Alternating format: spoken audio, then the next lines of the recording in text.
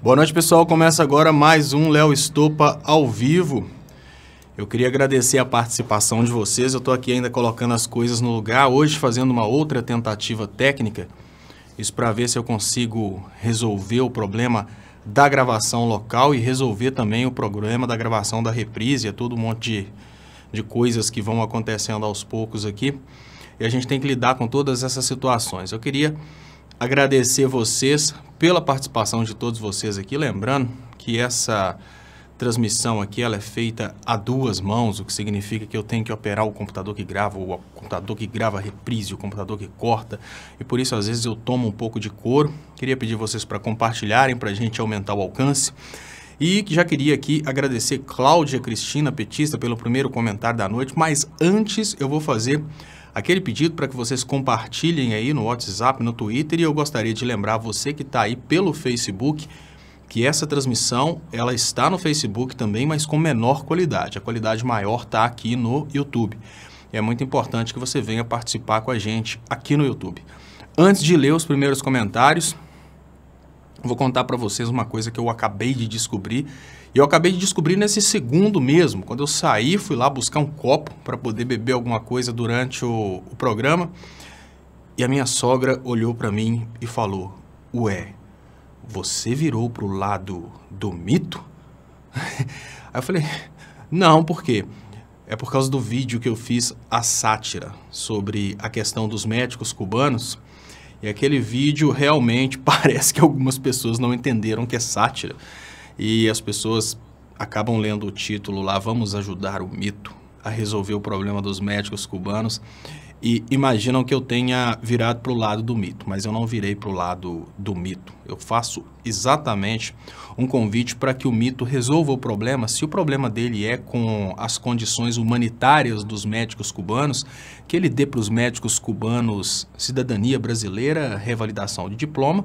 E se o problema do eleitor do Bolsonaro é que os médicos cubanos estão recebendo como escravos, a gente faz aí no Brasil uma grande vaquinha para ajudar os médicos cubanos. Todos nós vamos depositar aí uns R$10 por mês em uma conta e o dinheiro dessa conta vai ser distribuído entre os médicos cubanos. Assim resolve tanto o problema de não ter que mandar eles de volta para a ditadura cubana, resolve o problema também deles estarem ganhando menos, né? Afinal de contas, aí um médico brasileiro ganha seus R$40 mil, o médico cubano está lá com descontos ganhando um valor bem menor. Então vamos lá elevar o salário dos médicos cubanos. É só o eleitor do Bolsonaro que está aí sem concordar com esse trabalho escravo começar a depositar todo mundo aí R$10 por mês. Pode ter certeza que vai vir até mais cubano fugindo lá de Cuba para o Brasil para trabalhar depois dessa recepção calorosa dos brasileiros que estão fazendo uma vaquinha para ajudar os médicos cubanos.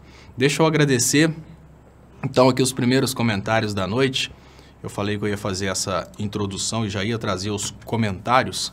Deixa eu ver o que está acontecendo aqui, que os comentários não vieram, mas eu vou conseguir colocar aqui. Consegui colocar aqui os comentários da noite. Consegui. Então, muito obrigado, Cláudia Cristina Petista. Deixa eu colocar minha troca automática aqui também. Tá tudo um pouco lento. Isso, agora eu consegui.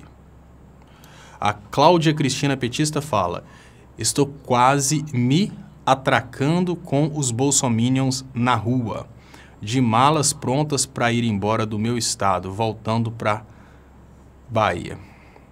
Cláudia, calma. O que é deles está vindo. A vergonha é cada dia mais eminente. Eu falo com vocês, gente, não há motivo nenhum para brigar com eleitores do Bolsonaro. Não há motivo para iniciar qualquer tipo de conflito. Digamos que o eleitor do Bolsonaro tem que passar de ruim, ele vai passar nas mãos do Bolsonaro. Nós não precisamos nem perder o nosso tempo, nem fazer nada com o eleitor do Bolsonaro. Para quê? O próprio Bolsonaro já está fazendo. Digamos que esse trabalho aí de educação do eleitor do Bolsonaro é uma coisa que o próprio Bolsonaro já está fazendo. Não precisamos fazer isso, não compete a gente educar o eleitor do Bolsonaro. Então eu peço para vocês com toda a sinceridade, fiquem tranquilos, fique tranquila, Cláudia Cristina Petista. Você não precisa trabalhar nesse processo aí de educação do eleitor do Bolsonaro, não precisa bater de frente com eles, não precisa bater boca, não tem necessidade. O próprio Bolsonaro já está colocando o eleitor do Bolsonaro consciente das bobeiras dele mesmo. Deixa eu agradecer vocês. Estamos chegando aqui a 1.200 pessoas assistindo ao vivo. Eu só quero conseguir aqui o mérito de colocar o número de contagem aqui na tela. E é interessante que todos os dias, absolutamente todos os dias, a configuração muda. Ah, mas por quê? Eu não sei. Todos os dias essa configuração muda. Eu tenho que fazer a configuração toda de novo, tão somente porque o monitor ele cisma de mudar. Num dia ele é o número 2, no dia eu consegui colocar agora 1.200 pessoas assistindo ao vivo. Muito obrigado pelos compartilhamentos. O Clicério de Almeida, ele fala, meta do canal Léo Estopa, 200 mil inscritos até 15/5/2019, aniversário do Léo, e o presente é dos seguidores com sorteio de 200 camisas. Compartilhe e convide amigos. Muito obrigado, Clicério. Deixa eu trazer aqui mais comentários, deixa rolar aqui. Roberto Delgado já está aqui. Impossível que o povo sofra mais do que com o Lula. Roberto Delgado, a diferença é o seguinte. O detalhe é o seguinte, Roberto Delgado, você precisa entender que existe uma diferença da sua concepção de povo para a concepção de povo que é realmente o povo. E isso é importante, tá, gente? Eu preciso só acabar com um retorno de som que está tendo aqui, porque o meu monitor aqui está falando muito alto e eu estou falando e escutando o eco da minha voz. Então, muito obrigado, pessoal. Deixa eu aproveitar esse momento aqui, em que passamos de 1.255 pessoas assistindo ao vivo. Deixa eu aproveitar esse momento para pedir para você que ainda não se inscreveu no canal, para se inscrever. E se você que está assistindo aí no Facebook, venha participar com a gente aqui no YouTube. Isso é muito importante, porque assim a gente cresce o alcance da publicação aqui. No Facebook, essas mensagens ficam embaçadas, a imagem tem uma qualidade menor, mas se você vier participar com a gente aqui no YouTube, você vai ter uma qualidade aí Full HD, vai ver os comentários das pessoas e mais. Você vai participar e sua participação vai fazer parte da construção desse programa. Então, se você puder compartilhar também no WhatsApp, no Twitter, isso tudo é muito importante. O Delgado fala que nunca o povo sofreu tanto quanto no governo Lula. Mas, Delgado, o que você precisa entender é que a sua concepção de povo é bem diferente da concepção de povo de mais de 90% da sociedade brasileira. Olha, é até engraçado, né? Uma coisa muito importante, as pessoas precisam entender que a consciência de classe não significa que uma classe tenha que brigar com a outra, mas significa que os interesses são diferentes. Você, Delgado, você é médico da Unimed, deve ganhar aí no mínimo 40 mil reais por mês, né? Você é médico, também trabalha na Unimed, obviamente. E você não tem noção, obviamente você recebe pessoas pobres também, já falou que trabalha também na rede pública, mas você não tem noção do que é a vida de uma pessoa que ganha um salário mínimo.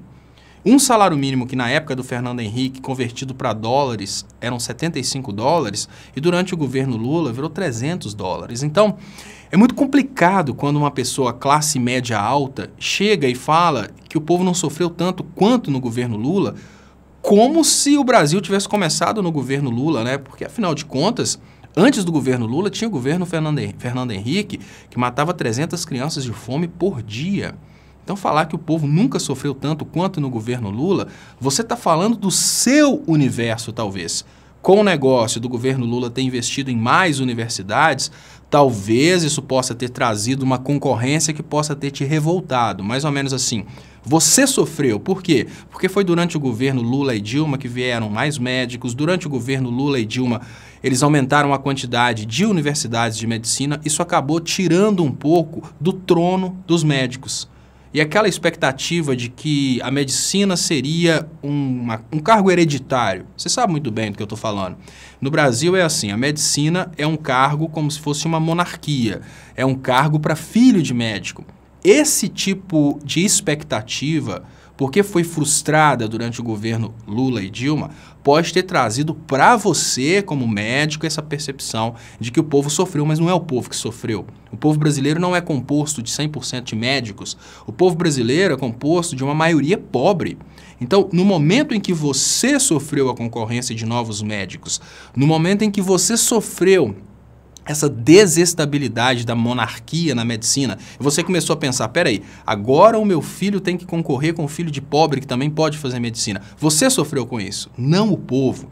Então você não pode pegar uma realidade do seu universo e extrapolar a realidade do seu universo para o resto do Brasil. E eu faço uma crítica aqui, inclusive, da comunicação de esquerda. A comunicação de esquerda ficou tentando explorar sofrimento de pequenos universos e perdeu a eleição por isso. Eu sempre tentei avisar, tanto é que se vocês prestarem atenção, vocês vão ver que eu não faço vídeos lutando pelo direito dos índios, lutando pelos direitos LGBT. É porque eu não considero esses direitos importantes? Não. É porque é um universo pequeno dentro do contexto grande. Porque é um universo pequeno dentro do contexto grande, acaba sendo ignorado. Se eu falar com vocês aqui, olha, o Bolsonaro vai tirar todo o patrimônio dos índios, vai julgar os índios aí para morrerem nas mãos dos agricultores. Na hora vocês vão ter aquele impacto, nossa, que coisa feia, mas meia hora depois todo mundo esquece. Por quê? Não é o contexto da maioria dos brasileiros e nem é o contexto de quem está assistindo aqui. Não é porque as pessoas são covardes, é porque elas não estão vivendo aquele contexto. Da mesma forma, se eu virar e falar assim, olha, agora, mais do que nunca, o Brasil está matando homossexuais. A pessoa, mas eu não sou homossexual, não tenho parente homossexual, deixa pra lá. É por isso que ninguém se assustou com as atrocidades, loucuras do Bolsonaro. Quando você, como médico, fala que o brasileiro nunca sofreu tanto quanto no governo Lula e Dilma, você está falando da sua realidade por perder uma hegemonia que os médicos tinham antes e continuam tendo, viu, Delgado? Para de sofrer por isso. Deixe que mais médicos cheguem, deixem que abram mais universidades. Isso não vai tirar os médicos do trono. Lindomar Ergemones Bela Vista, muito obrigado. Ele fala, Léo, nós brasileiros ficamos frouxos ou somos acomodados em deixar um homem com Lula preso sem provas.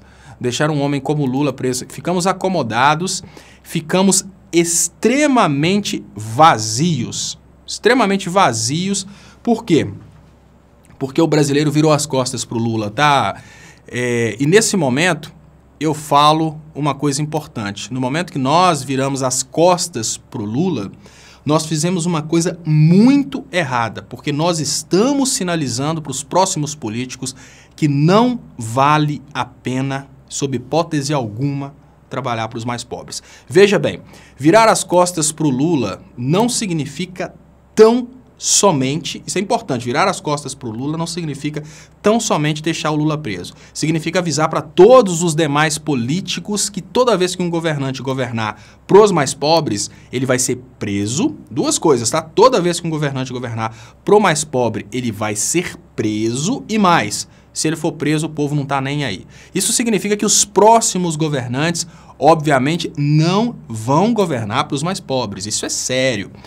Maria José Rabelo, rapaz, você merece o paraíso. Que paciência você tem para tentar abrir certas cabeças. Porque, Maria José, olha, o que eu penso? Tem pessoas que não gostam desse trabalho que eu faço de compreensão e diálogo com as pessoas que pensam diferente daquilo que eu penso. Mas o mais importante nesse momento não é a gente criar 2 ou 3 Brasis diferentes. O mais importante é a gente conciliar um Brasil unido numa só direção. Veja bem, um Brasil unido numa só direção, ele pode bombar tanto que ele pode beneficiar todos.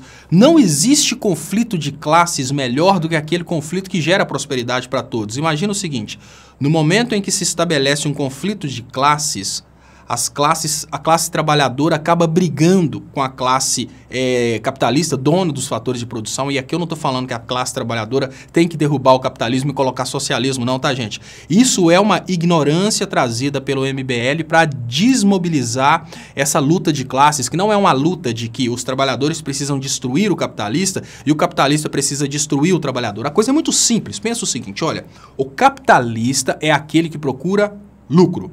Como sendo aquele cara que procura lucro, a tendência dele é querer reduzir o valor da produção. Ele vai querer reduzir o valor do trabalhador. Isso é normal. Já o trabalhador é aquele cara que quer sobreviver e quer crescer na vida. Então, a tendência é que ele queira tirar o máximo possível do capitalista.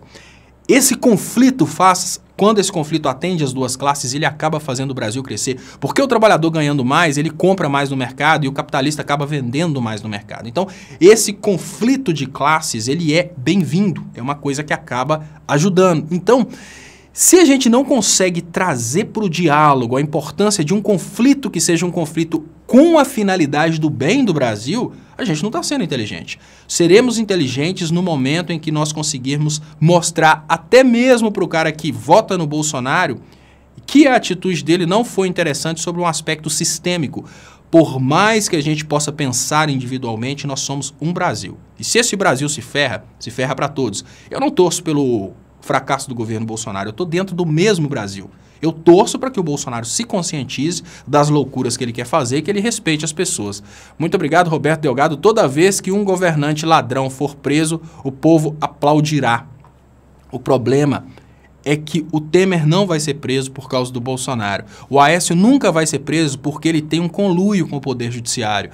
E o que você não consegue perceber, Roberto, é que nessa brincadeira só vai preso quem trabalha contra os mais humildes. Não existe no Brasil um poder judiciário na luta pela prisão dos corruptos. Isso não existe no Brasil. O que existe no Brasil hoje é um poder judiciário que está prendendo aqueles políticos que, indiferente de terem ou não roubado, eu não estou falando aqui que políticos não roubam, não é isso. O que eu estou falando é o seguinte, o político pode ter roubado, mas o fato dele ter ido preso não tem nada a ver com o crime que ele cometeu. Ele foi preso porque ele se posicionou a favor dos mais pobres. Isso fez o político ser preso. Quer uma prova melhor do que o Aécio tá solto, o Temer nem ser processado, Jucá, tá todo mundo solto aí, ó. Se for a favor dos ruralistas, for a favor das elites e for contra o povo, pode cometer crime. Se for a favor do povo, e uma coisa que eu chamo a atenção é o seguinte, o Lula, ele pode ter cometido crime. Eu não tô falando que ele não cometeu, eu não vivi com ele 24 horas por dia em todos esses tempos, mas uma coisa eu te garanto, prenderam o Lula sem provas aceitas dentro do território nacional. Se prenderam o Lula sem provas aceitas dentro do território nacional, indiferente dele ter ou não ter cometido o crime, porque não conseguiram provar, ele não podia estar preso. Simples assim. Então eu acho, o que acontece hoje? Nós temos, infelizmente, uma realidade que está premiando o trabalho de privilégio das elites. O Poder Judiciário hoje está desincentivando o trabalho a favor dos mais pobres. Se o governante trabalha a favor dos mais pobres, ele é processado. Isso é o Poder Judiciário. Ah, mas ele roubou, não precisa de provas. Eu não estou falando aqui que o Lula nunca tenha roubado, eu tenho pedido provas. Duas coisas que eu tenho falado aqui. Eu estou disposto a nunca mais proteger o Lula se houver provas, assim como eu estou disposto a bater palmas para o Bolsonaro se ele fizer um bom governo. Eu estou disposto a mudar de opinião. Né? Se o Bolsonaro fizer um bom governo a favor da população brasileira, eu vou bater palmas para ele mais. Falei que se ele trair as elites a favor dos mais pobres, eu vou lá na porta da casa dele, deixar uma coroa e chamar ele de rei, numa live. Agora, se o Lula se encontrar em provas aceitas dentro do ordenamento jurídico brasileiro, eu estou disposto a parar de proteger o Lula também e falar, eu estava errado, encontraram provas. Mas agora, condenar o cara só com disse-me-disse, depois que pessoas ficaram presas 2 anos, que eu acho, o que não consegue me convencer é o seguinte, olha, com toda sinceridade, o Lula foi condenado por causa de delações de pessoas que estão presas há 2 anos. Depois de 2 anos ou mais presos, o Delgado, o cara vai delatar a própria mãe se for necessário. Então, vamos cair na real. Se não estão encontrando fotos ou gravações, malas de dinheiro, se isso não está aparecendo, tem alguma coisa errada nesse processo. Mas fique tranquilo. Eu não sou alienado a ponto de falar que mesmo que apareçam provas, eu não vou acreditar que o Lula é culpado, e não sou alienado de falar que mesmo que o Bolsonaro faça um bom governo, eu vou ter que ficar aqui criticando. Não, estou disposto a bater palmas para o Bolsonaro, se ele fizer um bom governo, como eu estou disposto a voltar atrás na minha proteção ao ex-presidente Lula, se encontrarem provas concretas de que ele realmente cometeu todos esses crimes aí. Agora, ficar falando delator falou, fulano falou, isso tudo é muito complexo. Deixa eu agradecer aqui também Conceição Carneiro. Muito obrigado, Conceição Carneiro, pelo superchat, que é muito importante pro crescimento dos canais. E queria pedir você para se inscrever no canal Leonardo Estopa. Queria agradecer o Roberto Delgado, que mandou um superchat daquele muito incentivante, mesmo sendo uma pessoa que pensa diferente daquilo que eu penso, ele mostra que ele incentiva o diálogo.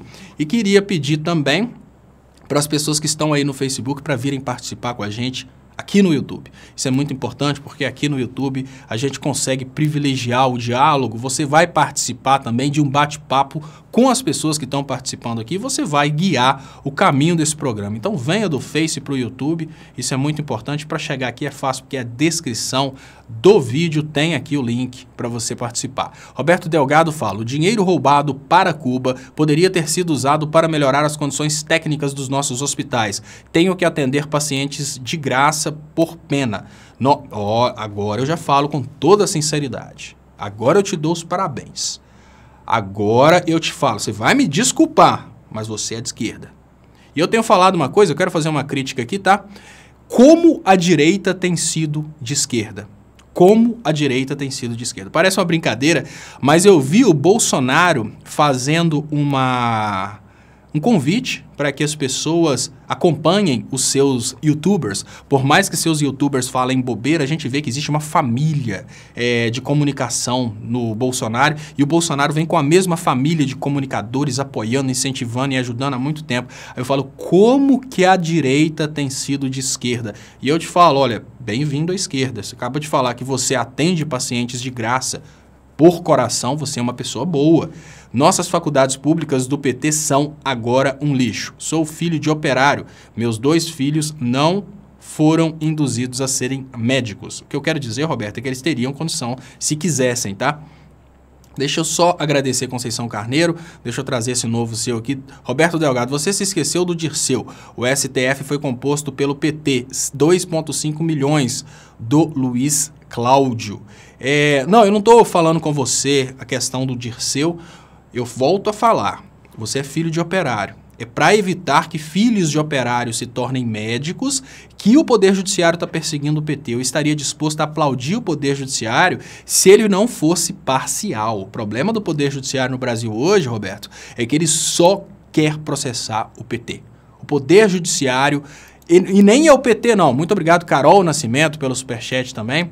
Muito obrigado também, Francisco Neto. Parabéns pelo vídeo. Obrigado de coração, Francisco. Francisco e Carol, muito importante a colaboração de vocês, porque é assim que a gente consegue manter o canal.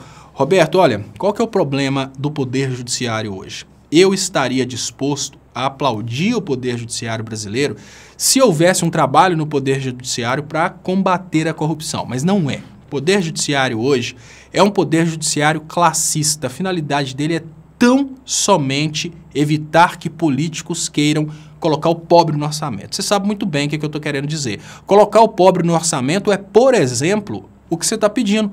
Aumentar a tecnologia do SUS é colocar o pobre no orçamento. Eu vou te falar formas de colocar o pobre no orçamento que o PT teria condição de tentar fazer, mas obviamente o governo Bolsonaro não vai fazer. Uma coisa interessante, né, que o nosso novo ministro aí da Economia, o Paulo Guedes, ele não consegue, ele não sabe, né, o Paulo Guedes não sabe como funciona. Deixa eu mandar, passou aqui embaixo aqui, eu vi, deixa eu mandar um grande abraço para Tássia Camargo. Ela manda um superchat para ajudar o canal. Abração, Tássia, muito bom saber que você está online aí com a gente. A Tássia que já está trabalhando na dramaturgia portuguesa, uma grande atriz brasileira, que o Brasil preferiu perder por adotar o fascismo. Agora a Tássia que estava antes escrevendo, dirigindo e atuando nos palcos brasileiros, agora ela está trabalhando em Portugal. Digamos que eu não vou falar que o Brasil perdeu uma grande atriz, porque ela continua sendo brasileira, continua atuando em nome do Brasil e continua atuando contra o fascismo também. Obrigado, Tássia, muito feliz pela sua presença aqui. Roberto falou também, para com isso, Estopa, o STF é quase todo pró-Lula. Não, não é isso. O STF pode... Gente, vamos pensar o seguinte, Delgado, olha, o fato do Lula ter indicado um ministro do STF é o fato dele ter cumprido uma obrigação dele. Agora, várias pressões acontecem e o presidente da República, ele é obrigado, ele não indica porque ele quer. Vamos pensar o seguinte, mataram o Theory. O Temer era obrigado a indicar um presidente da República. Ele não tem essa opção de indicar o presidente da República, não é assim. Deixa eu agradecer aqui também, Marilene Vieira Silva Rocha. Nosso Poder Judiciário é todo corrompido. O Poder Judiciário, além de corrompido, ele é classista. Mas que fascismo, Estopa? Deixa eu falar com você essa questão Muito obrigado, Francisco. Muito obrigado, Marilene Vieira. Olha, Roberto, o que acontece? O problema do Poder Judiciário brasileiro é que ele é classista. Classista significa que ele julga conforme a classe social. Então, o Poder Judiciário, quando a gente pensa no STF, não significa que ele julga pobres e ricos de uma forma diferente, que o pobre nem chega a ter recurso no STF. O que eu quero dizer é que ele interpreta as realidades de forma que vai beneficiar as elites. Por exemplo, eu imaginava, inclusive, a possibilidade, uma coisa que eu falei e com certeza aconteceria, se houvesse a possibilidade do Haddad vencer o Bolsonaro, o STF, o TSE, anularia a eleição. Aí, se houvesse a possibilidade do Bolsonaro ser derrotado, o Poder Judiciário, sim, anularia as eleições para dar uma segunda chance ao Alckmin. Mas como o Bolsonaro estava na frente, ficaram quietos. Não é por causa do nome Bolsonaro, nem por causa do nome Haddad, é por causa do programa. Esquece corrupção, Delgado. Olha, quer entender o que acontece? Vamos fazer o seguinte, esquece corrupção.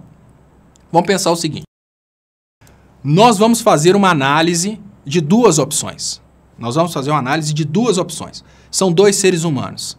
Se são dois seres humanos, esquece o fato dos dois respirarem. Os dois respiram, os dois vão respirar sempre. Esquece isso. Agora vamos pegar as outras características. Quais são as características do governo Haddad e do governo Bolsonaro? O Haddad tinha um compromisso de pegar parte do orçamento público, reverter para os mais pobres. Já o Bolsonaro, ele não tem esse compromisso. Ele foi bem claro em pegar o orçamento público e colocar para os mais ricos. Esse é o debate que acontece. Deixa eu agradecer a Tássia aqui. Agora mandou um mega superchat em euro aqui. Muito obrigado, Tássia, ajudando aí o crescimento do canal, do Estopa, aqui em Terras Tupiniquins. Eu agradeço de coração. E, pessoal, vamos prestigiar o novo trabalho da Tássia. Importante, Tássia, compartilha aí link para o seu novo trabalho, até para que os brasileiros entendam que um ator, ele não acaba no momento em que o fascismo toma um país. O ator pode continuar tendo personalidade, mesmo que as emissoras nacionais elas queiram trabalhar pelo fascismo, você pode procurar caminhos fora do Brasil para continuar sendo ator e ao mesmo tempo progressista. Muito obrigado pelo superchat, muito obrigado pela ajuda, muito obrigado pelo seu apoio e pelas dicas também nesses últimos dias aí que eu tenho tomado bastante couro por causa da Luísa. Obrigado de coração. Deixa eu trazer aqui, voltando à questão classista, Roberto. Olha, você como médico, a gente precisa admitir que o grande problema que os médicos brasileiros sofrem hoje em dia não é o problema apenas salarial. O grande problema da rede pública é o aparato tecnológico das cidades pequenas. Então, você como médico na Unimed, você entra no hospital da Unimed, você tem dentro do hospital da Unimed talvez o mesmo equipamento que o médico da Inglaterra tem para utilizar. Eu morei na Inglaterra, eu fui atendido pela medicina inglesa, vou até contar rapidinho aqui, quando eu cheguei na Inglaterra eu cismei de estudar 16 horas por dia. E nessa cisma minha de estudar 16 horas por dia, eu tomava café uma dose atrás da outra. A primeira vez que eu tive um pânico de estômago, eu achei que eu ia morrer, que parecia que tinha enfiado uma coisa no meu estômago, eu perdi o jogo das pernas. Um colega meu lá da Inglaterra, na mesma casa, o César, ele ligou para o hospital e começou a explicar o que eu estava sentindo. A primeira coisa que o hospital fez foi pegar o CEP da casa. E nesse meio tempo ele continuou conversando com o César e comigo. Durante o tempo em que eles estavam no telefone, a ambulância chegou na porta. Aí eu fui atendido a primeira vez. Aí eles falaram comigo, você tem que parar de tomar café. Só que eu não parei, não. Quando eu estava morando num hotelzinho, né, que eu ficava no final de semana em casa, já em Milton Keynes, e durante a semana eu ia trabalhar na Toyota. Eu ficava a semana inteira trabalhando na Toyota. Então o que acontecia? Eu levantava às 5 da manhã, estudava das 5 da manhã até às 7, o hotel era do lado da Toyota, coisa de 3 minutos para chegar na Toyota. Então quando era 7 horas eu já pegava, corria para a Toyota e ia trabalhar.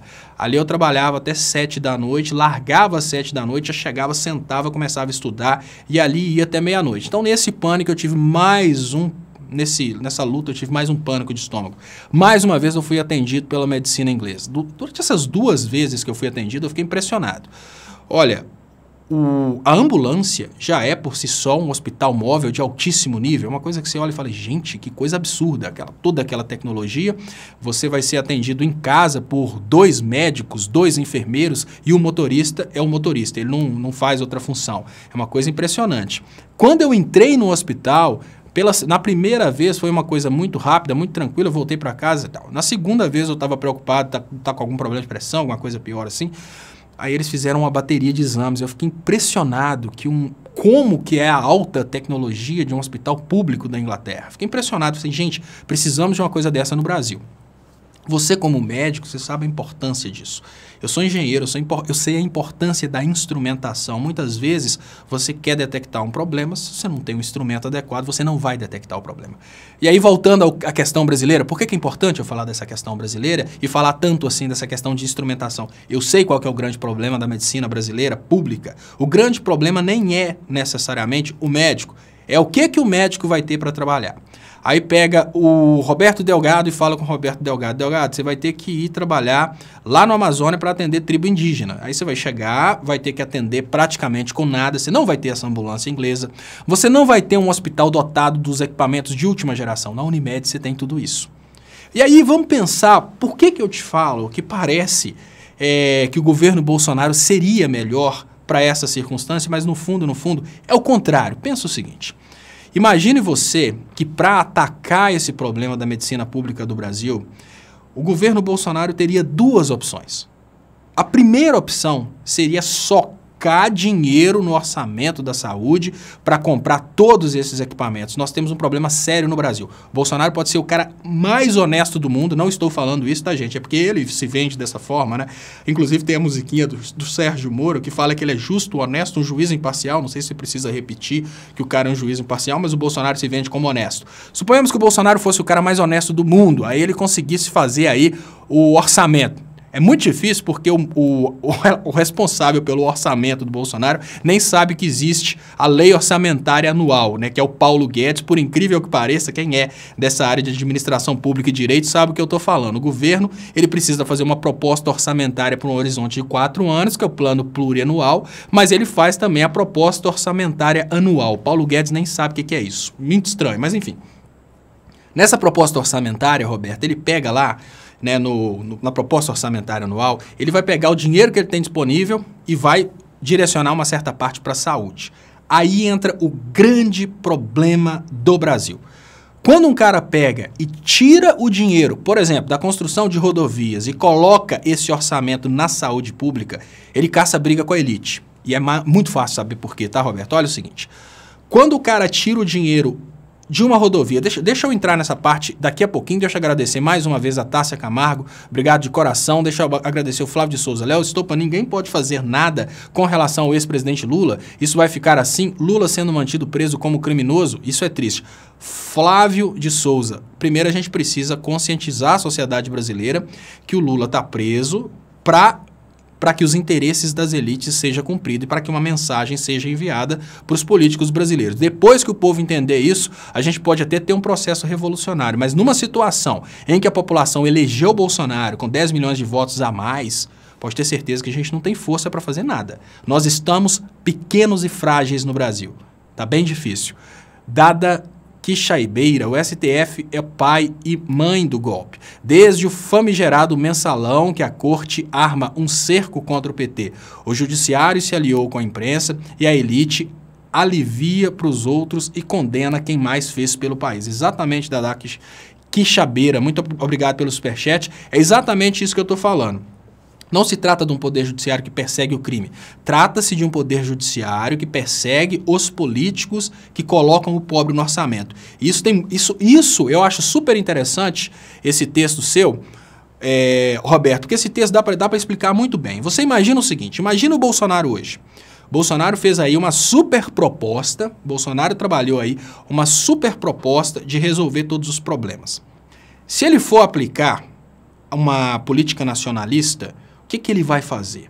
Se ele vai aplicar uma política nacionalista, ele vai comprar mais equipamentos e colocar mais equipamentos nos hospitais ao redor do Brasil. Para ele fazer isso, ele vai bater de frente com os financiadores de campanha dele. Ele tem um compromisso muito grande com a elite brasileira, você sabe muito bem do que eu estou falando. E como que ele vai pegar e vai pegar o orçamento do SUS e vai aumentar o orçamento do SUS para comprar equipamento para os médicos?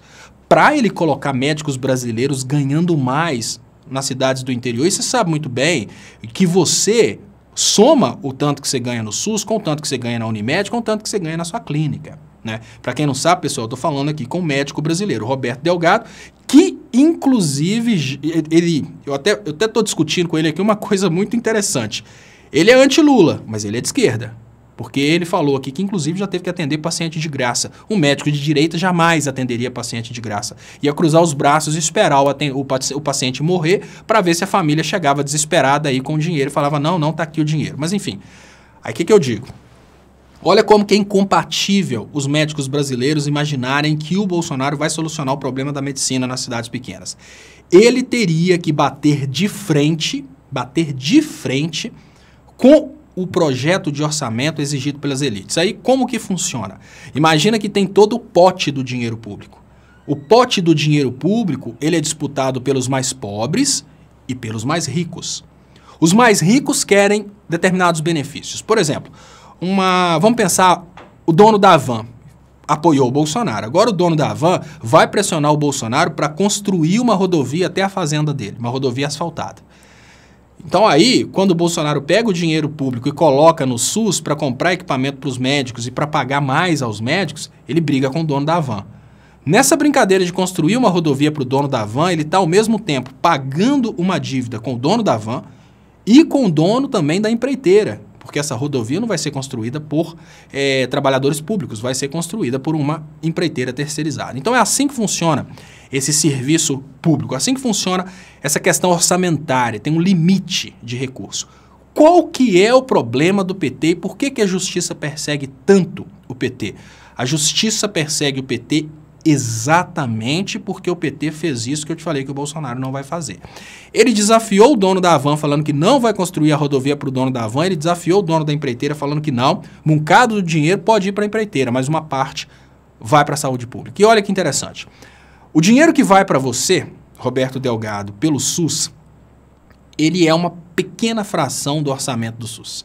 É muito difícil, você sabe muito bem o que eu estou falando, o presidente da República fazia um esquema de desvio de dinheiro público da medicina. Virar para você e falar, olha, Roberto, eu vou te contratar pelo SUS, mas você vai depositar na minha conta R$500 por mês. Eu não estou falando de impostos, eu estou falando de uma coisa que acontece nas empreiteiras, por exemplo. Olha, a empreiteira ganha uma obra aí de 50 milhões de reais, mas ela tem que voltar 5 milhões para aquele grupo político que deu a obra para poder conseguir, a partir disso aí, fazer a propina. Não estou falando dos impostos. Os impostos voltam para o caixa do serviço público. Eu estou falando do dinheiro que vai diretamente para o pilantra.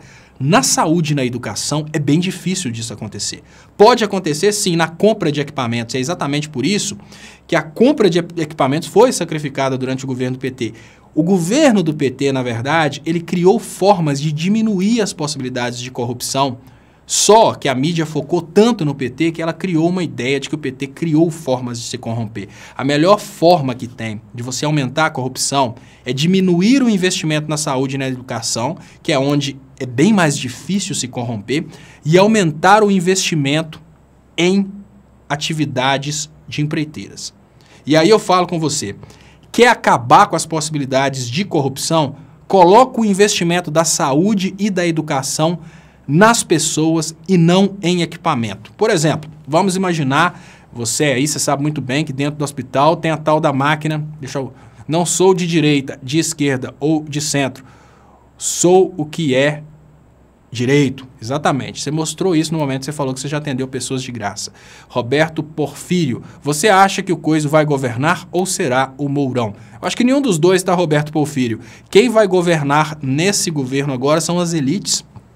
Ele está totalmente acovardado e ele vai acabar sendo um patinho. Deixa eu agradecer, muito obrigado, Roberto, pelo superchat, que é muito importante para o crescimento dos canais. Queria agradecer vocês, estamos aqui com 2.256 assistindo agora no YouTube. Eu queria aproveitar esse momento para convidar vocês que estão no Face para virem participar com a gente no YouTube. É só clicar no link para essa transmissão que está aí nas descrições do Facebook. Isso é importante porque a gente precisa aumentar o alcance aqui no Facebook. Se você ainda não for inscrito, se inscreva. Se você puder convidar pessoas para se inscreverem no canal do Leonardo Estopa, eu agradeço de coração. E se você puder também curtir essa transmissão, isso é muito importante porque assim a gente consegue, sem dúvidas, aumentar aí o alcance da publicação. Então, muito obrigado pelos compartilhamentos. E tem mais. Na transmissão do YouTube, também na descrição, você acha o link para você compartilhar no WhatsApp, no Twitter. Ajuda a gente a aumentar essa transmissão aí. Isso é muito importante, é dessa forma que a gente consegue alcançar mais pessoas.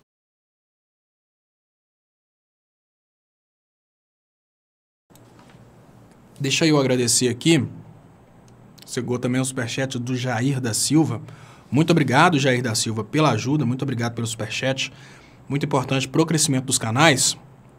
E eu tô explorando bastante esse assunto aqui dos médicos, porque existe uma grande ilusão por parte dos brasileiros de que é fácil solucionar o problema dos médicos. Tem gente que acha mesmo. Muito obrigado, Jair da Silva, mais uma vez. Mais uma vez, muito obrigado, Roberto Porfírio. Deixa eu só dar uma reintrodução, porque eu vi que muitas pessoas chegaram nesse meio tempo. Eu estou focando nessa questão dos médicos, gente, porque existe uma ilusão na cabeça dos brasileiros que é fácil solucionar o problema dos médicos. Não é tão fácil assim. A coisa é muito mais complicada. Então eu falei até agora sobre o fato de que existe um conflito. Ou o governo coloca o dinheiro em empreiteiras, que normalmente as elites querem, ou o dinheiro vai para médicos, para que os médicos possam atender as pessoas mais pobres, que é uma coisa que infelizmente as elites não querem. Se o governo desafia as elites, o governante vai preso, que é o que aconteceu com o Lula. Não tô falando aqui que o Lula não tenha cometido crime nunca, não é isso. A questão minha é o seguinte, o Lula não está preso porque ele cometeu crimes. Se fosse assim, o Aécio estaria preso, o Temer estaria preso, o Jucá estaria preso, não. O Lula está preso, inclusive o Gedel já está solto. O Lula está preso porque o Lula governou para os mais pobres. O sinal que o Poder Judiciário está mandando com a prisão do Lula é que não vale a pena governar para os mais pobres. As pessoas precisam entender isso. Porque enquanto as pessoas estiverem pensando que o Lula está preso porque o Lula cometeu crimes, as pessoas não vão perceber que, na verdade, o sinal que o Poder Judiciário está mandando, que não vale a pena governar para os mais pobres, pode criar um Brasil em que nunca mais tenhamos um político com coragem de governar para as pessoas mais pobres. Então, trazendo de volta essa questão dos médicos, Roberto, o que é importante? Pensa bem. Então, tem esse conflito. Se o governo decidir gastar com pessoal, a corrupção torna-se praticamente impossível. Porque é praticamente impossível você desviar da folha de pagamento. Como que eu vou pegar, eu tenho uma folha de pagamento que fecha ali? Eu vou ter que criar funcionário fantasma para desviar. Mas como que eu vou criar funcionário fantasmas em todos os hospitais? Fica difícil. Olha só que interessante. Para um governo escapar da possibilidade de corrupção, e uma coisa que a gente precisa admitir é que, às vezes, o governante lá no topo, ele quer acabar com a corrupção. Vamos imaginar uma pessoa que eu confio e boto a mão no fogo por ela, a Dilma. A Dilma queria acabar com a corrupção, mas, infelizmente, ela estava governando o Brasil.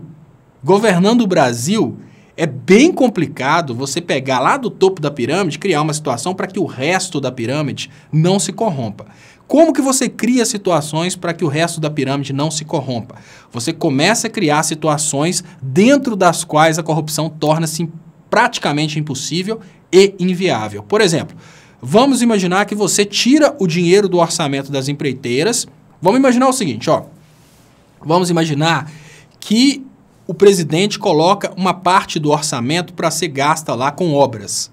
Não é o presidente que vai se corromper. Igual a crítica da questão da Petrobras.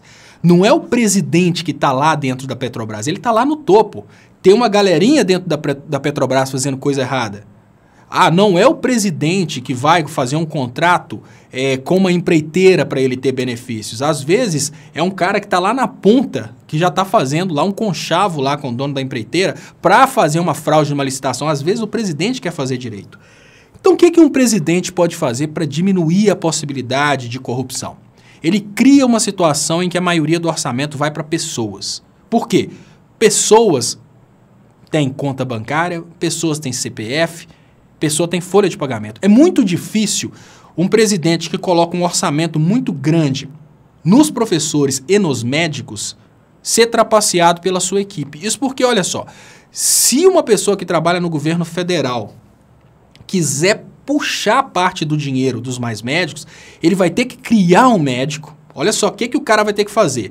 para ele, por exemplo, vamos supor que o cara quer roubar, como se fosse um médico fantasma. Ele vai ter que criar um médico, ele vai ter que criar um registro de estrangeiro, no caso do cubano, ou então no caso do brasileiro, ele vai ter que criar um CPF, ele vai ter que criar um CRM, ele vai ter que criar um médico fantasma para ele conseguir fazer essa falcatrua. Torna-se arriscado e caro, porque ele vai ter que criar vários médicos fantasma para ele conseguir desviar aí 100 milhões de reais. Mas 100 milhões de reais ele consegue desviar em uma obra de uma super rodovia. Entendeu? Que faz uma rodovia gigantesca aí, um orçamento de bilhões de reais. Ali ele desvia 50 milhões de reais. Faz uma obra do tamanho da cidade administrativa. No lugar de investir no salário de professores e médicos, o governo de Minas, na época do Aécio Neves, decidiu investir uma super obra, cidade administrativa, está até inativa. Essa obra permite um grande desvio de verba, porque é uma quantidade muito grande de dinheiro que vai para uma pessoa só, vai para uma grande empreiteira. Ali ele consegue receber de volta. Se o governo tiver pagando professores e médicos, fica bem mais difícil para que a equipe traia o presidente. Todo mundo imagina, Lula roubou, Dilma roubou. O grande problema é que a presidência da República é uma pirâmide.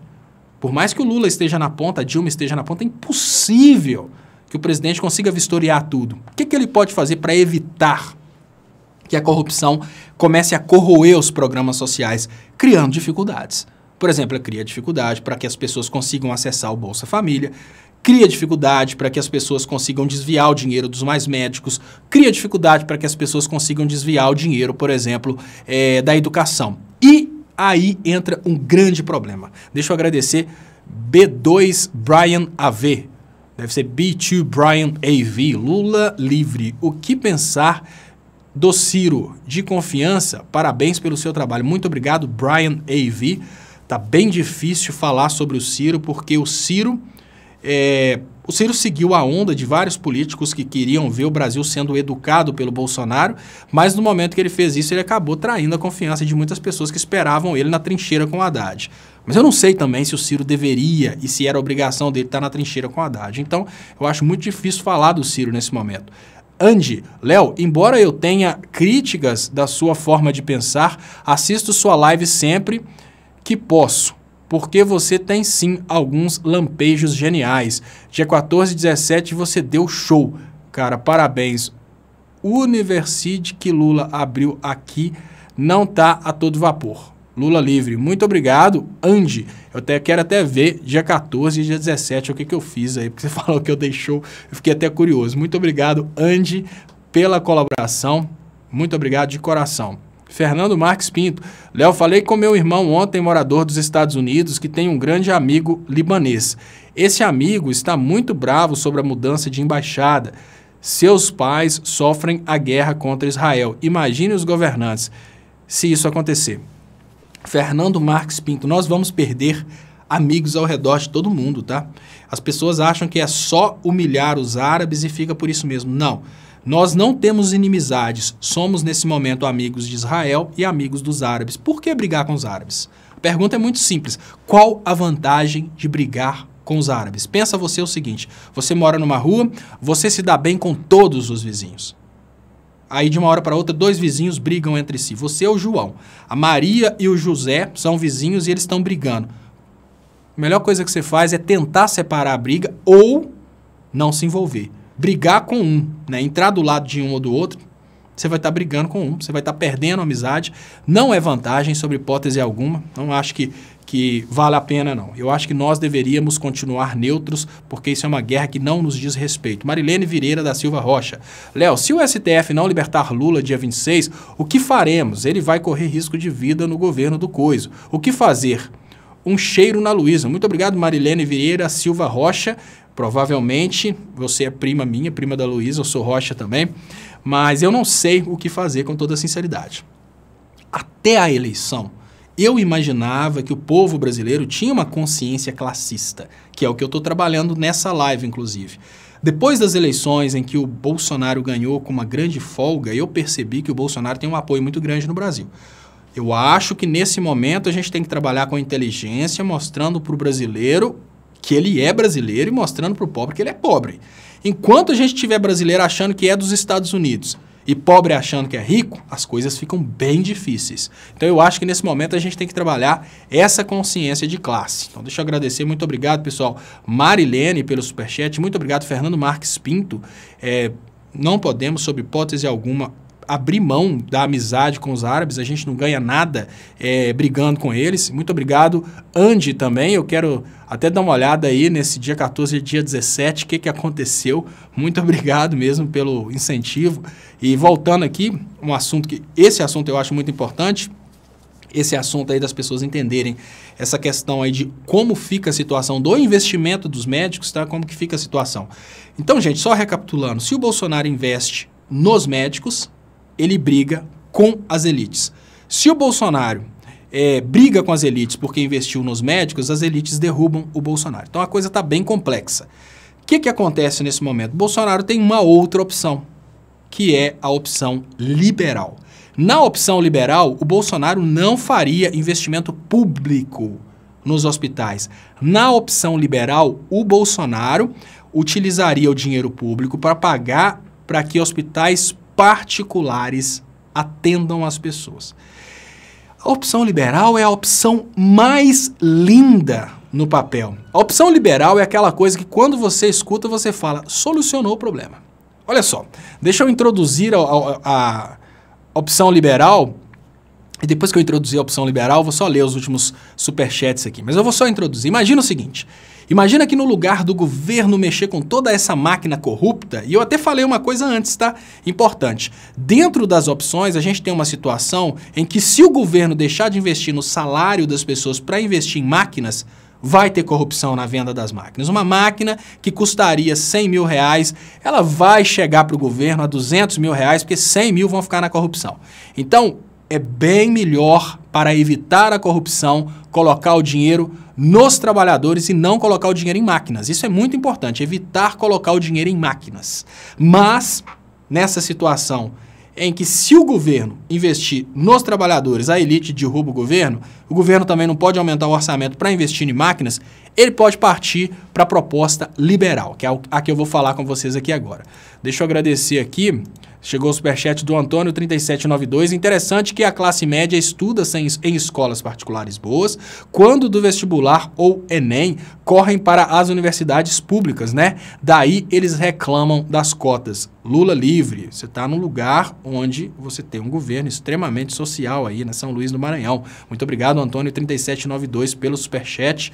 Muito obrigado aqui. Deixa eu ver se eu consigo recuperar aqui o comentário que o Delgado trouxe aqui, que fugiu. Bom, Cláudia Silva fala: oi, Léo, acho que devemos lembrar que a prioridade do Lula foram os mais necessitados, mas não só isso. O Brasil era respeitado, tínhamos soberania e não melhorou só a vida do pobre. Brasil era uma nação muito respeitada, é fato. É exatamente o que eu falo aqui, a gente vivia uma situação em que o Brasil estava crescendo tanto a situação de vida, que por mais que as classes estivessem brigando, todas elas estavam ganhando. Aí a classe agora dominante, financeiramente falando, ela conseguiu passar a perna, mas nisso que ela passou a perna, ela suicidou, porque ela acabou com o trabalhador que é o seu consumidor. Gustavo Bandoni, muito obrigado. No posto de saúde que atende minha mãe, perdeu metade dos médicos. Eu moro em cidade grande. Imagino no interior como será pior. Exatamente. O Brasil todo.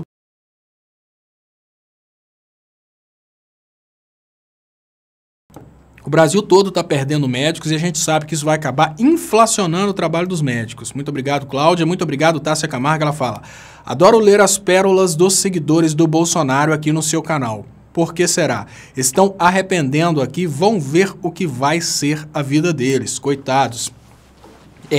Eu falo, Tássia, que o Leonardo Estopa, ele ficou se esforçando para ensinar o pobre que ele é pobre durante vários anos. Eu vou te falar, viu? Eu critiquei o Bolsonaro, eu falei mal do Bolsonaro, eu acreditava que o Bolsonaro era só um bobão, um grande boçal. Aí de uma hora para outra, o Bolsonaro, em menos de um mês, ele já conseguiu ensinar pros brasileiros coisas que eu fiquei tentando durante 3 anos. Hoje o pobre de direita já sabe que é pobre. O principal, o pobre já sabe que é pobre. O pobre já sabe que é pobre. Isso é muito importante. O Bolsonaro se tornou aí de opressor um dos maiores educadores da nossa história. Ele está colocando o pobre no seu devido lugar e de uma forma prática. Tem até uma crítica, né, daquela educação em que a pessoa tem acesso à prática, não ficar só na teoria, não. Eu fiquei muito na teoria. O Bolsonaro tem condições de ir para a prática. Então agora o Bolsonaro vai mostrar para o pobre que ele é pobre. Isso é uma coisa que só o Bolsonaro pode fazer por nós. Muito obrigado, Clariana Mota. O dinheiro roubado para Cuba foi para contratar médicos para locais que os médicos brasileiros não quiseram ir. Adianta hospital super equipado sem profissional? O inverso é mais verdadeiro. Se atende de graça é por... Olha, Clariana Mota, eu vou falar inclusive sobre essa questão dos hospitais, porque o liberalismo ele acaba aparecendo como sendo o problema que vai resolver todos os problemas do mundo. O liberalismo, a privatização, a contratação do hospital pelo serviço público. Eu vou falar sobre isso aqui.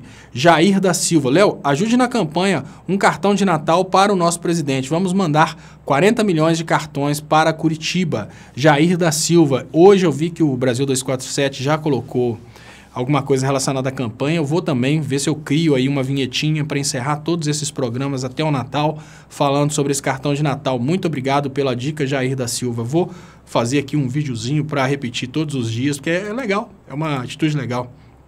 Clariana Mota, se atende por pena é porque está faltando médico, ou mais médicos vêm sanar esse problema. As universidades públicas são do público. Se fossem do PT, os estudantes e professores de medicina não teriam apoiado o impeachment. O detalhe todo é classista. É uma coisa, é a crítica que eu tenho feito aqui. Isso é muito importante, tá, Clariana Mota? O problema que a gente vive hoje no Brasil é um problema classista. É um problema de que as pessoas não estão tendo consciência de classe, consciência de qual que é a classe que elas pertencem.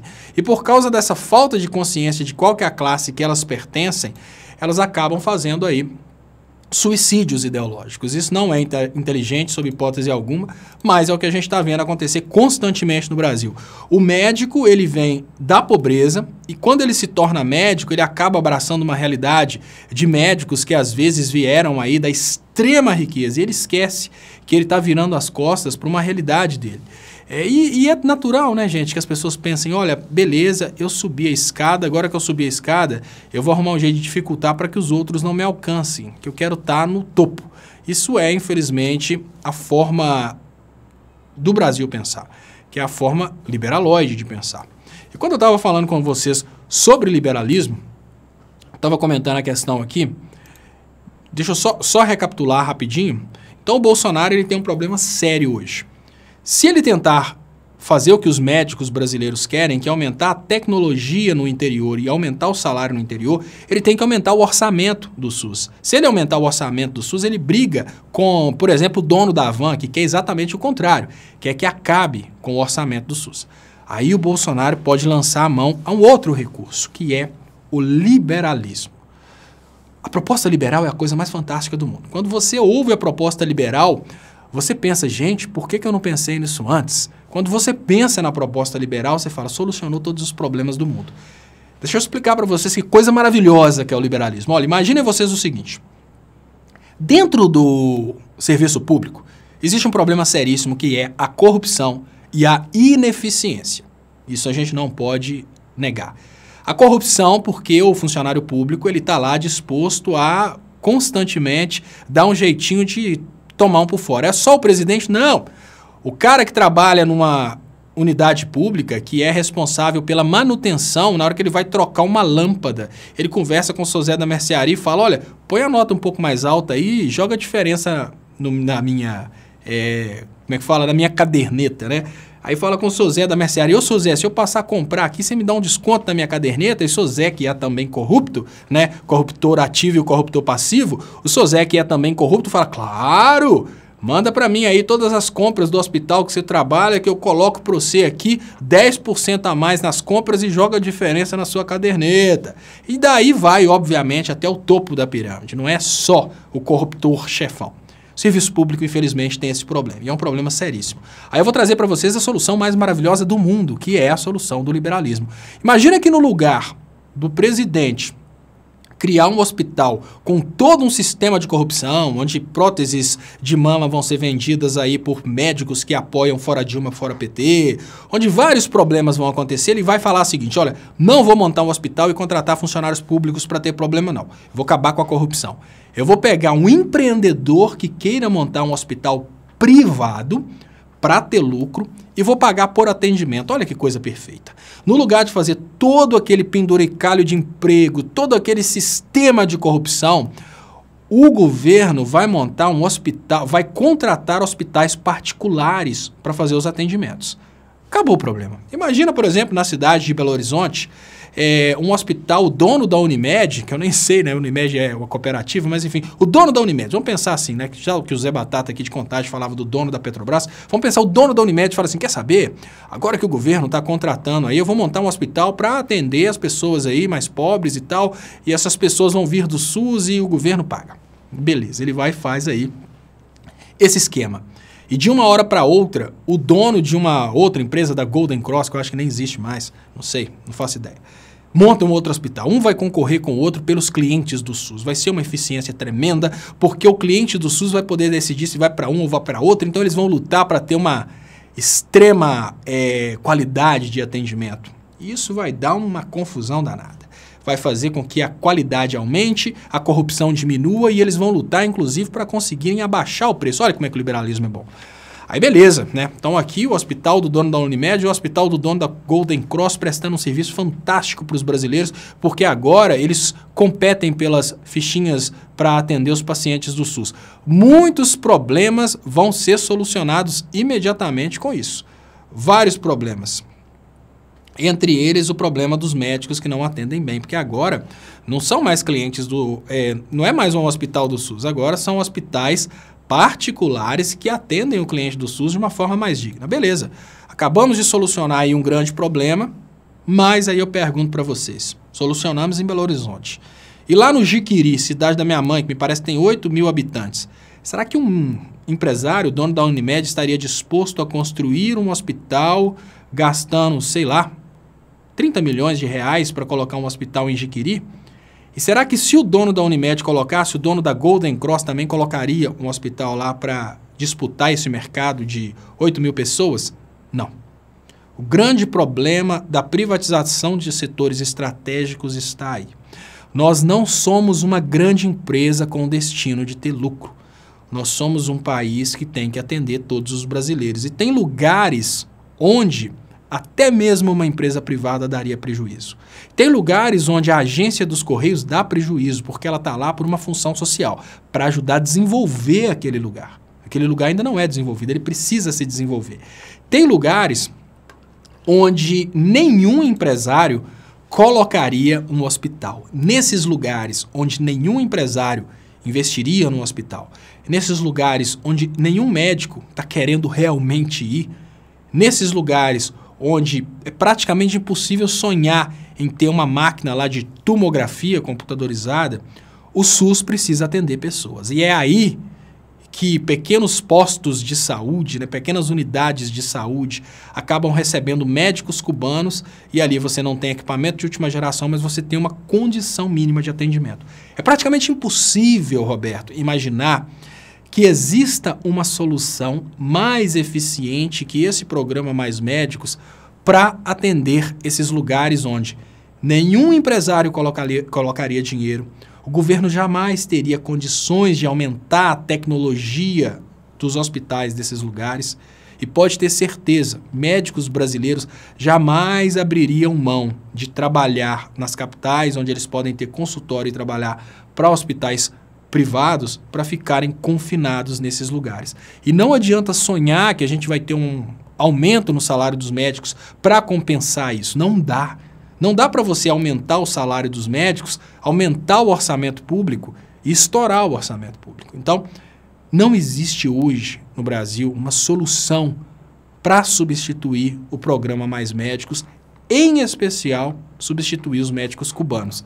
O que a gente está fazendo, na verdade, é tirando das pessoas mais humildes o acesso à medicina.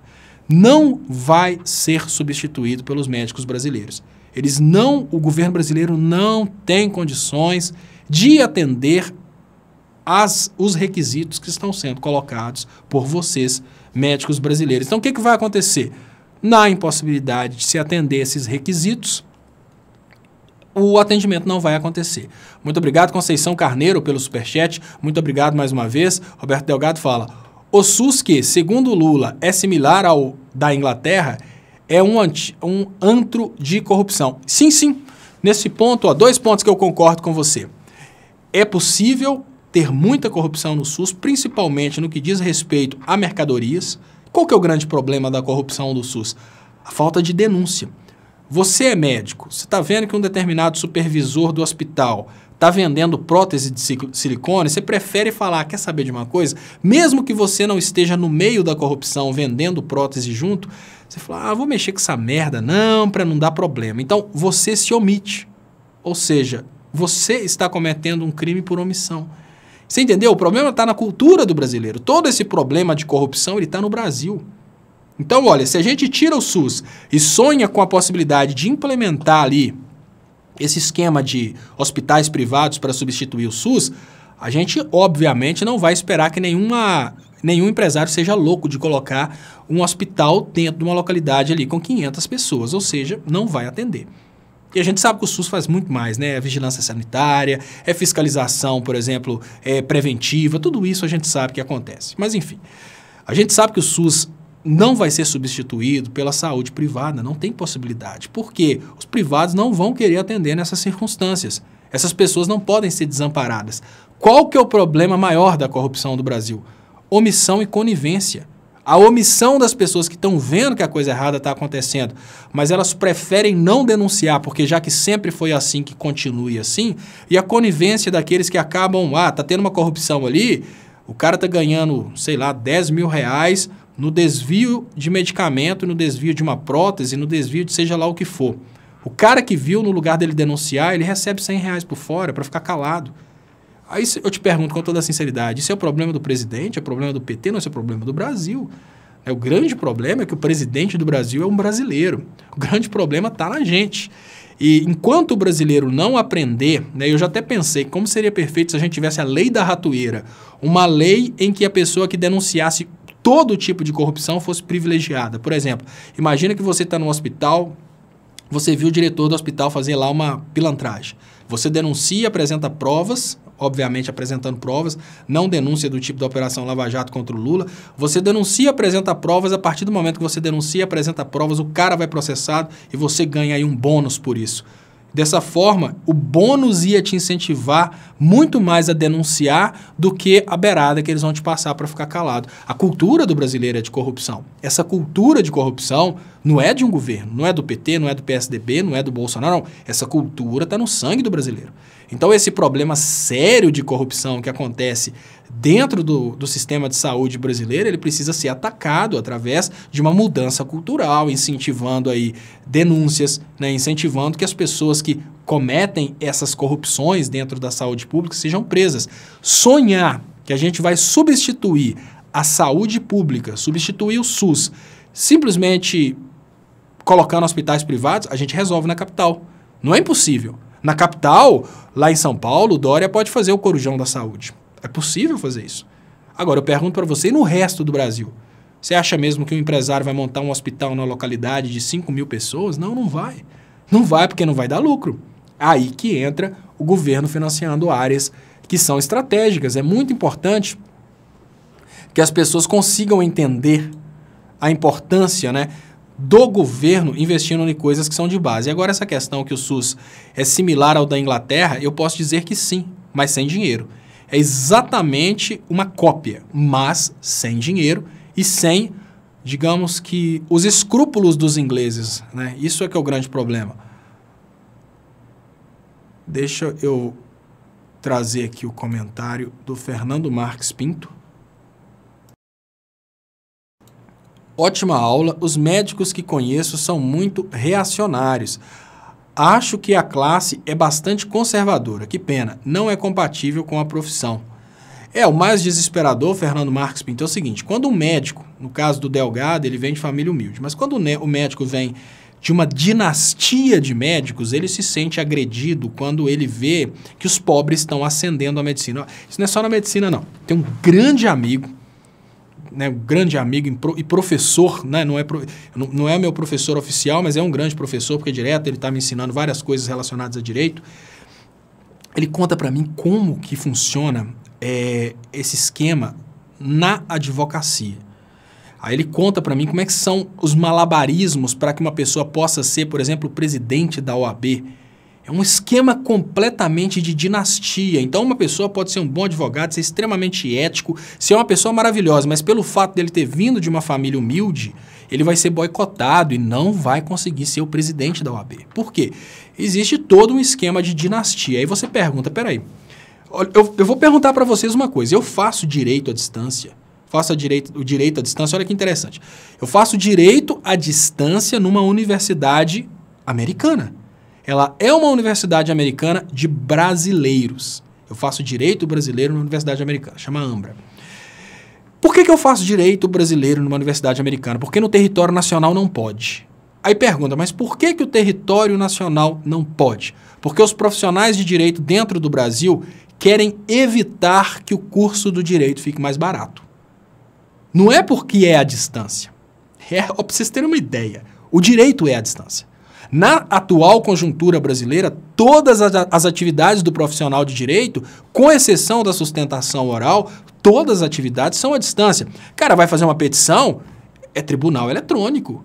Tudo que o cara faz hoje é à distância. Então, qual que é a justificativa, já que tudo no direito é à distância, qual que é a justificativa dos profissionais de direito no Brasil pressionarem para que o Brasil não tenha direito à distância? A justificativa é muito simples. Tão somente evitar que o pobre tenha acesso ao curso. No curso à distância, o custo fica bem mais baixo. Eu só consegui estudar porque eu estudei à distância, eu sou de família pobre.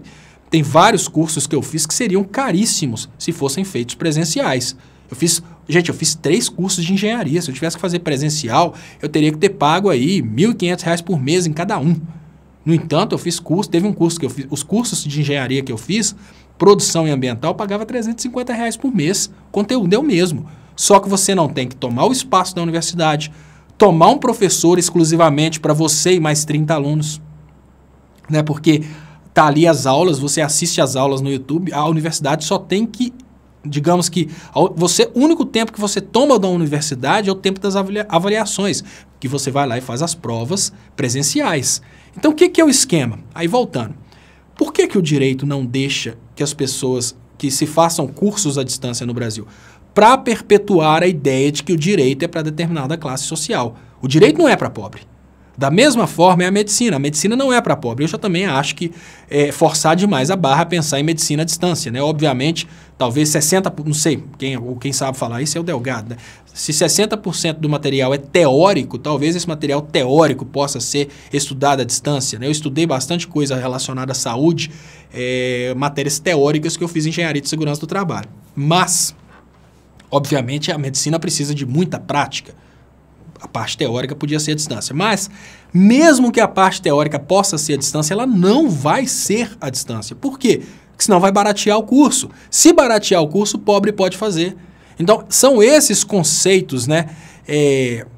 Digamos que de elite, somente a elite pode chegar lá, que faz com que aconteça esse tipo de coisa. Então, a família que veio de uma dinastia de médicos, o avô era médico, o pai era médico, aí o filho é médico, aquele filho que foi médico dentro dessa dinastia, pagando ali praticamente um carro a cada 2 meses para fazer uma medicina, um curso de medicina, ele acha absurdo a democratização da medicina, né, cursos de medicina para pessoas mais pobres, e acha mais absurdo ainda trazer pessoas de outro país que fizeram medicina lá sem pagar nada para ter o mesmo título no Brasil. É um título caro, o título de médico. Médico, dentro do Brasil, a gente pode dizer que existem 2 qualidades de deuses no Brasil, é o juiz e o médico. O juiz é Deus, o médico é Deus.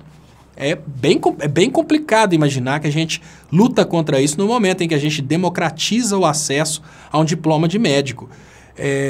E o colega aqui fala, se o orçamento da saúde fosse dividido entre os brasileiros para eles pagarem seus próprios planos de saúde, daria 100 por mês para cada pessoa. Não, Alexandre, é 100 por ano. Eu vi essa reportagem. O SUS gasta, me parece que R$100 por ano por pessoa dentro do Brasil. Eu acho que é isso. R$100, a média é R$100 por ano, mas me corrija se eu estiver errado. Mas quando eu vi R$100 também, eu falei, nossa, R$100 talvez seria possível pagar um plano de saúde comunitário. Mas o grande problema é a infraestrutura, tá, gente? Porque por mais que a gente possa admitir que com o orçamento do SUS... E outra coisa importante, não podemos confundir SUS com atendimento médico. O SUS, ele faz aí milhares de coisas dentro das quais existe o atendimento médico. Quando você vê aquele carro matando mosquito da dengue, é SUS. Quando você vê vacina, é SUS. Quando você vê uma determinada, a vigilância sanitária entrando no hospital que está vendendo mercadoria vencida, lacrando tudo, é SUS. O SUS é gigante. Dentro desse gigante existe o atendimento público. Se você pegar o dinheiro do SUS e dividir para as pessoas, você está ignorando o resto, né, que é controle de zoonoses, tem aí essa questão da vigilância sanitária, muita coisa. Carol Nascimento fala, SUS é similar ao da Inglaterra e a outros países que prezam pelo bem-estar social e baseia-se na solidariedade da universidade. Sugiro o documentário Cico, de Michael Moore. Então tá aí, gente, uma boa ideia, muito obrigado, Carol Nascimento, uma super ideia aí, o documentário Cico, de Michael Moore, a respeito dessa questão aí do SUS, eu vou assistir também. André Luiz Vilar. Léo, as ações do Bolsonaro são atitudes já pensadas e arquitetadas pela burguesia há muito tempo. Não tem nada de improviso. Bolsonaro está aí para trazer o pior do sistema capitalista. E uma coisa que eu tenho falado aqui, André, é o seguinte, o Bolsonaro ele está implementando todas essas medidas capitalistas, mas essas medidas capitalistas vão derrubar a popularidade dele. Eu tenho falado aqui, eu até comentei hoje com o Delgado, o seguinte, se o Bolsonaro trair as elites para governar pelos mais humildes, eu até bato palma para o Bolsonaro, que é bem difícil, mas é mais estratégico. Se o Bolsonaro pensar que ele vai ser destruído exatamente para servir aí as elites, e tem uma coisa que o Bolsonaro vai fazer, gente, inclusive a gente precisa estar preparado para isso. Preparado que eu falo é saber tirar proveito disso. O Brasil, durante o governo Lula e Dilma, legal que o eleitor do Bolsonaro fala que o PT quebrou o Brasil, né? Mas o Brasil, durante o governo Lula e Dilma, ele acumulou reservas internacionais. Apesar do Brasil ter uma dívida interna, o Brasil tem aí, parece que 380 bilhões de dólares em reservas internacionais. O Bolsonaro pode fazer uma super jogada para queimar essas reservas e usar o dinheiro dessas reservas para criar uma falsa impressão que está tudo bem. Ou seja, o governo utiliza essas reservas para forçar o dólar para baixo. Isso é uma situação artificial que vai durar por pouco tempo e depois a bolha explode. Eu estou falando aqui que eu estou querendo agourar o governo Bolsonaro que a bolha explode? Não, isso é óbvio. Se o Brasil não produz mais, ele vai utilizar o que ele guardou de dinheiro, é a mesma coisa. Olha, você perdeu seu emprego, você tem uma poupança, você vai fazer festa com a poupança. Uma hora o dinheiro vai acabar. Então por que eu estou falando isso? A gente tem que saber aproveitar desse momento. No momento em que o Bolsonaro começar a queimar as reservas internacionais, o dólar vai baixar e vai chegar uma hora que a bolha vai explodir, o dólar vai subir de uma vez só. Quem quiser entender o que vai acontecer se ele fizer isso, é só olhar o caso da Argentina, né? O dólar multiplicou 20 vezes o valor em frente à moeda argentina. Então, a gente tem que estar bem preparado. Se o Paulo Guedes, se vocês começarem a perceber que estão falando aí que o Paulo Guedes está queimando as reservas internacionais, vocês vão perceber que o dólar vai abaixar, vai dar uma melhora artificial na economia. É aproveitar essa melhora artificial da economia para, de repente, garantir umzinho, porque na hora que a depressão vier, a gente já tem que ter usufruído bastante daquela melhora artificial da economia. Deixa eu trazer aqui, Antônio 3792, o estilo de atendimento dos médicos cubanos é mais humanizado, segundo alguns relatos, e ficam à disposição da comunidade. Acho que imaginável nos médicos, acho que deve ser inimaginável nos médicos brasileiros. Uma coisa que eu falei, Antônio, e comentei aqui, e imagina até que o Delgado vai concordar comigo, de certa forma, quando duas culturas se chocam, a gente tem um ganho que é um ganho mútuo. Imagina o seguinte, imagina que os médicos brasileiros, eles são... Olha, por exemplo, eu vou falar sobre a questão da Universidade de Direito. Eu não faço medicina, eu vou falar de uma Universidade de Direito no Brasil. Tem muitos amigos que estudam Direito. Meu irmão, por exemplo, é advogado. Meu primo, vários primos meus são advogados, primas. E uma coisa que... Quem falou isso comigo foi meu irmão. Quando você começa a fazer um curso de Direito, eles já começam a te colocar naquele estilo do Direito. Vestir um terno, aquela coisa toda, se portar como superior é natural, é a classe. Inclusive, o Conselho de Contabilidade, eu sou registrado no Conselho de Contabilidade desde 2003. O Conselho de Contabilidade tenta fazer isso há muito tempo, né? Criar essa consciência de classe superior entre os contabilistas. Esse tipo de consciência acaba criando uma distância. O médico, né? E eu quero, inclusive, que o Delgado me corrija se eu estiver falando mentira, porque ele conhece muitos médicos, não sei se ele foi estudado dessa forma, mas o médico, no Brasil, ele é treinado para ser distante do paciente no sentido de manter uma distância social, mais ou menos assim, o médico superior, o paciente do SUS lá embaixo. Esse tipo de postura, essa postura entra em choque com a postura do médico cubano, que já foi treinado em Cuba para ser um médico mais humanizado, mais próximo, mais amigo. E, obviamente, eu não estou falando de todos os médicos, né? No parto da Luísa, eu não me senti entre médicos, foi a coisa mais engraçada do mundo, que saímos, a Jennifer e eu, falando, olha que estranho, né? Durante o parto da Luísa, pareciam que não eram médicos. A gente tem um estereótipo de um médico como uma coisa tão, assim, distante, né, da gente, que no parto da Luísa pareciam que eram familiares da gente. A coisa foi tão assim, eles eram tão próximos, era uma coisa tão, assim, diferente nesse sentido, assim, de humanista, né, que pareciam que eram parentes da gente, que estava todo mundo ali dentro de um quarto esperando a Luísa nascer. Então, eu não estou falando de todos os médicos, mas a gente sabe que vários, principalmente no SUS, tem essa questão da distância. Aí chega o médico cubano que foi treinado de uma forma diferente. É importante destacar que os médicos brasileiros, todo profissional brasileiro é treinado nessa situação aí classista, né? Tipo assim, a gente pertence a uma classe. E eu não estou falando isso assim por loucura, não. Gente, eu sou registrado eu sou registrado no Conselho de Administração, Conselho de Contabilidade, Conselho de Engenharia. Cada conselho tem seu código ali, código de postura, exatamente para tentar transmitir essa ideia aí de que é uma classe. Quando chega o médico cubano e traz aí esse choque cultural mais humanista, ele acaba criando aí uma troca, uma extrema troca de cultura que acaba sendo benéfica para os dois. Veja bem, o médico cubano foi criado numa situação em que ele não consegue ver a parte mercantil do trabalho dele. O trabalho do médico é muito valoroso. Mas o médico cubano não conseguia ver isso, ele aprende isso no Brasil. Assim como o médico brasileiro não foi treinado para ver o paciente do SUS, por exemplo, como um ser humano. Quando ele chega e vê o médico cubano tratando de uma forma melhor, ele acaba sendo obrigado a ver dessa forma. Então esse choque de cultura acaba trazendo, né, uma espécie de troca de informação para os dois. Deixa eu agradecer aqui também, Su Cabral, esse canal tem que ser compartilhado para tentar abrir a cabeça da população, com informações importantes, assim deixarem de ser tão manipulados. Muito obrigado, Su Cabral, pelo superchat, pelo apoio, né? Muito obrigado também pela consciência de importância do meu trabalho. E eu queria agradecer vocês e queria pedir, quem puder aí curtir essa publicação para a gente alcançar mais pessoas, eu agradeço muito. Quem puder compartilhar e convidar amigos para virem se inscrever no canal, eu agradeço muito também. E quem puder vir do Facebook aqui para o YouTube, se você estiver no Facebook e ainda não foi inscrito no canal aqui no YouTube, eu peço, venha de coração, isso é muito importante. O Roberto Delgado fala, Léo, pare, por favor, de falar em elites. Elite é o Lula, os amigos e a família dele. O dólar já abaixou e a bolsa explodiu devido aos ministros do coiso. Roberto, deixa eu te explicar uma coisa. O Lula não é elite. Vamos pensar o seguinte. Vamos usar um pouquinho de ficção para entender o que é elite. Superman. Uma pessoa não vira Superman. Não interessa o que ela faz, ela não vira Superman. Ela nasce Superman. Nasce Superman porque para ser Superman, o cara tem que nascer lá em Krypton, sair de Krypton, vir para o Brasil, né?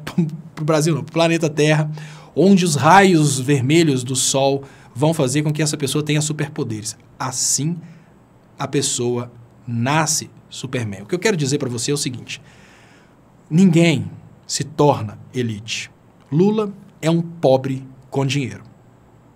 Eu vou te sugerir uma coisa fantástica. Para você que é uma pessoa que é médico, provou que não tem preguiça de estudar, eu vou te sugerir Pierre Bourdieu. E isso é muito importante. Todo mundo aqui que quiser procurar essa sintetização de Pierre Bourdieu, isso é muito importante. Não adianta, Roberto, uma pessoa ter conquistado determinado poder aquisitivo Porque para ser elite é uma questão bem diferente. E nesse momento eu chamo a atenção principalmente do pobre de direita que fica sonhando com ascensão social. Ascensão social é bem diferente de enriquecimento. Enriquecimento é uma coisa que qualquer um pode alcançar. Ascensão social é uma coisa muito difícil de ser alcançada. Isso porque uma pessoa, ela nasce da elite, ela é tida como sendo da elite e ali ela cresce na elite. O Lula nasceu da pobreza, a gente precisa admitir que ficou rico, tem dinheiro, mas não é elite. Eu vou dar um exemplo aqui. Imagine eu, Leonardo Estopa, comecei a fazer uns vídeos aqui de internet e fazendo meus vídeos de internet eu consiga aí, de certa forma, chamar a atenção de algumas pessoas e com isso eu consiga ser um bom serviçal de pessoas importantes. Eu vou ser um bom serviçal de pessoas importantes. Mas sendo um bom serviçal de pessoas importantes, vamos imaginar que eu me mostre extremamente eficiente e comece aí a ganhar R$1 milhão por mês. Eu vou ser um bom serviçal de pessoas importantes, extremamente eficiente, extremamente rentável. E vou começar a acumular R$12 milhões por ano. Depois eu começo a acumular R$10 milhões por mês. Eu vou só acumulando riqueza. Mas veja bem, eu não nasci de uma família rica. Eu não nasci de uma família cujo sangue é nobre. Eu não pertenço a um contexto em que os governantes, né, a elite governante, eu não estou falando dos governantes eleitos, os banqueiros, as elites governantes me conhecem desde a minha infância. Eu vou te falar uma coisa, um milionário falido que veio de uma família rica e hoje deve mais do que tem, é muito mais elite do que um pobre que ficou rico. O pobre que ficou rico adquiriu dinheiro. Aquela pessoa que veio lá de uma família milionária e depois ficou pobre, ela mantém o status de nobre. Isso é uma coisa muito séria no Brasil. Eu vou te dar uma ideia aqui, ó. Presta atenção. Vou te dar uma ideia para te dar um quebra-cuca e ao mesmo tempo de te dar um quebra-cuca, eu vou te chamar a atenção sobre uma coisa, vou chamar a atenção de todo mundo aqui sobre uma pesquisa interessantíssima para se fazer. Existem várias sociedades de elites no Brasil. A maçonaria é só uma delas. Lógico, a maçonaria é uma sociedade de elites, é uma sociedade que admite também pessoas que vieram de camadas mais pobres. Mas procure uma sociedade de elites e tente achar dentro de uma sociedade de elites uma pessoa que tenha vindo da pobreza e ficado rica. Vocês não vão achar. Mas vocês vão achar dentro das sociedades de elites pessoas que vieram da riqueza e ficaram pobres e continuam participando da sociedade de elites. Porque ser elite não é necessariamente ter dinheiro. O Lula pode ter ganhado dinheiro, pode ter ficado milionário, o Lula pode ter conseguido fazer a família dele milionária, o Lulinha pode ser dono da Friboi, da Oi e da Ferrari de ouro, mas o filho do Lulinha talvez seja admitido nas elites. Isso porque para ser admitido nas elites precisa de todo um percurso de consolidação da pessoa nas elites. Então, muito importante que as pessoas entendam. Ser rico é bem diferente de ter dinheiro. Ser rico envolve capital intelectual, network. Ser rico não é simplesmente ter dinheiro. Ser rico é ter dinheiro também, mas é conhecer pessoas importantes. Igual o pobre de direita acabou de comprar um carro novo e falou, eu sou rico. É rico nada, você é pobre. Você não conhece pessoas importantes, você não conhece políticos para dar licitação a uma empresa que você venha montar. Você não conhece uma pessoa importante que vai te chamar para uma festa de aniversário para você participar da... O cara, às vezes, ganha dinheiro, o cara fica rico. Mas presta atenção, que coisa interessantíssima. Pega a família tradicional da sua cidade. Você mora no interior, eu vou te convidar a pensar a seguinte coisa. Pega a família tradicional da sua cidade.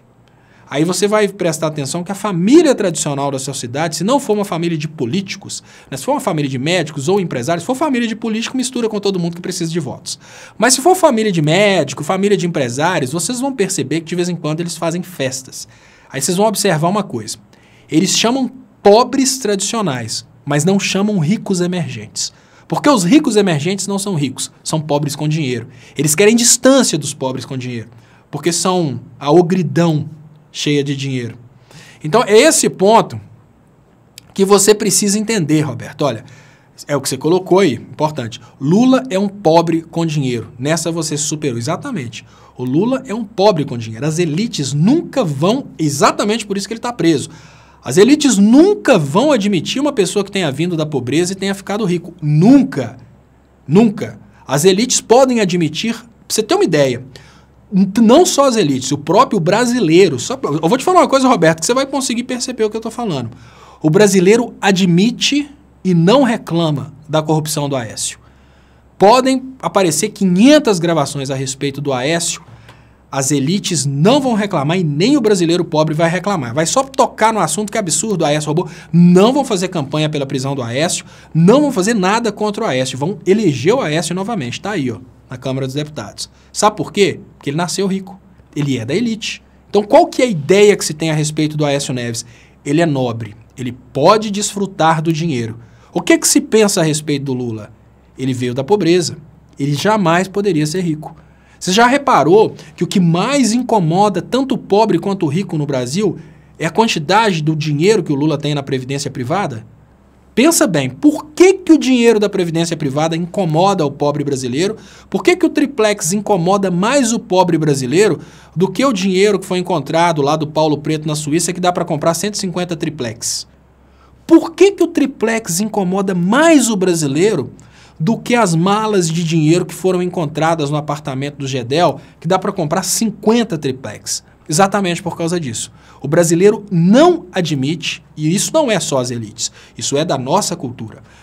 A nossa cultura não admite que um pobre se torne rico. Então, nunca um pobre vai ficar rico. O máximo que ele vai ser é um pobre com dinheiro. Isso é um problema sério. Máximo, um pobre com dinheiro. Nunca um rico. Pensa nisso. Estuda um pouquinho de Pierre Bourdieu. Eu vou pedir, não sei se pronuncia desse jeito, não tentei puxar aqui, não saiu muito bem. Vou pedir para você que procurem, né, para vocês que procurem um pouco dessa teoria do Pierre Bourdieu. Vocês vão encontrar tanto livros, mas eu falo com vocês com toda a sinceridade, procurem no YouTube, tem explicações fantásticas. A gente estuda em sociologia e ele explica exatamente isso. Capitais, né, capital social, o capital, várias formas de capital, capital cultural, e aí dá para entender absolutamente tudo que eu estou falando. Você vai entender que por mais que o Lula possa acumular dinheiro, ele nunca vai ser elite, e o máximo que ele vai conseguir ser é um pobre com dinheiro. Se ele tivesse se tornado elite, ele não estava preso, porque elite não vai preso. Muito obrigado aqui também, Flávio de Souza. Léo, o doutor Roberto Delgado deve ser filho de metalúrgico. Embora operário, ele devia receber um ótimo salário, graças ao Lula, que elevou a classe. Não, Flávio de Souza. O Roberto, ele parece que ele é mais velho, parece que ele é filho de operário, que virou médico, mas parece que ele não chegou a se beneficiar do governo Lula, não. Não sei. Cristiano Paes, pelo tom dos comentários, parece que os bolsominions decidiram usar os argumentos fortes. Você está rebatendo as mentiras deles com perfeição. Parabéns. Muito obrigado, Cristiano Paes. Muito obrigado, Flávio de Souza. Muito obrigado, Roberto Delgado. Eu falo que, sem sombra de dúvidas, as participações só enriquecem o debate e dão oportunidade para a gente se aproximar cada vez mais. Muito obrigado, Carlos Eduardo. Léo, Lula teria evitado isso tudo se tivesse se candidatado no segundo mandato da Dilma. Então, teve uma pressão, Carlos Eduardo, lá dentro, e realmente a Dilma foi muito mais frágil. E nessa brincadeira aí, a gente nunca sabe quem está certo, quem está errado, mas existe sim essa teoria. Imagino eu, obviamente, que o Lula seria muito menos frágil que a Dilma, mas infelizmente não aconteceu. André Santos, a elite tem uma coisinha a maior do que só dinheiro. A elite tem poder, sobretudo sobre os meios de comunicação e sobre a justiça. Exatamente. Não é questão de ter dinheiro, é questão de ter poder.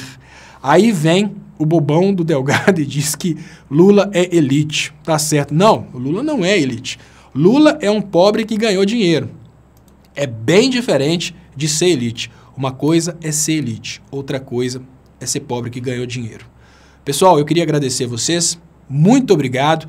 Estou de volta amanhã, ou seja, hoje, segunda-feira, às 5 horas da tarde, no programa Léo ao Quadrado, que acontece na TV 247. Essa transmissão reprisa de manhã, às 10h30 da manhã, nesse canal, no canal Leonardo Estopa. Mas antes da reprise dessa transmissão, eu estou colocando a reprise do programa Léo ao Quadrado. Só que amanhã não tem a reprise do Léo ao Quadrado. Isso porque não teve o Léo ao Quadrado hoje. Então, peço para vocês que compartilhem essa transmissão. A reprise dessa transmissão começa agora, mas eu peço que você compartilhe também a reprise que vai acontecer às 10h30 da manhã no canal Leonardo Estopa. Então, muito obrigado, pessoal, e até